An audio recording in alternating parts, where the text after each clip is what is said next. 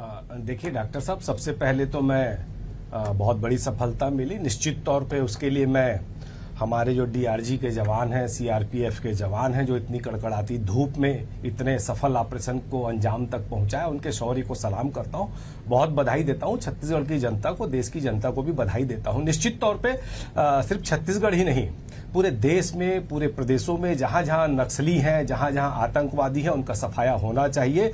जनता को बहुत सुकून और शांति का जीवन बिताने के लिए ये बहुत जरूरी है और इस तरह के ऑपरेशन होते रहने चाहिए। उसके लिए मैं बहुत सकारात्मक रूप से पूरे जवानों के साथ साथ जिनके भी प्रत्यक्ष प्रतिपक्ष भूमिका है उसके लिए मैं बधाई देता हूं।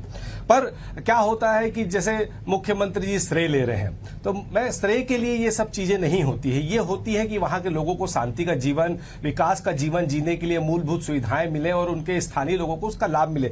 पर क्या हो रहा है, मुख्यमंत्री जी श्रेय ले रहे हैं, तो मैं ये कहता हूं कि अच्छी बात है, आप सफाया कीजिए, पर कहीं उसके पीछे कोई आपकी नीयत में कोई खोट तो नहीं है। इसके लिए विपक्ष होने के नाते हम लोग समय समय पर उनको जागरूक करते रहते हैं, ताकि अगर कोई गलती वो करें तो वो गलती ना कर पाए और हमारे प्रदेश की जनता को जो उनका हक और अधिकार है वो मिलना चाहिए। इसलिए हम लोग समय समय पर सवाल उठाते रहते हैं। रही बात श्रेय लेने की, तो आप मुझे एक चीज बताइए कि जो लोग प्रदेश में मेकाहारा, डीकेएस और एम्स की समस्याओं को हल नहीं कर पाए, क्या उनमें इतना मादा है कि वो प्रदेश से नक्सली समस्या हल कर पाए? जो लोग प्रदेश में अवैध शराब का कारोबार और रेत के सट्टे के कारोबार की समस्या हल नहीं कर पाए, वो लोग नक्सली समस्या हल कर पाएंगे क्या? बृजमोहन बार बार पत्र लिख के सरकार को समस्या में खड़े कर रहे, उस समस्या को हल नहीं कर पा रहे। एक अनार 100 बीमार के रूप में कई समस्या है, मंत्रिमंडल का विस्तार नहीं कर पा रहे। इन समस्याओं को नहीं सुलझाने वाले लोग अगर ये दावा करते हैं कि हमने वहां समस्या हल की, तो मुझे हंसी आती है। पूरी तरह से डीआरजी के जवान, सीआरपीएफ जवानों को श्रेय जाता है और मैं उन्हीं को श्रेय देकर उनको बहुत बहुत बधाई देता हूं। अमरजीत जी, मैं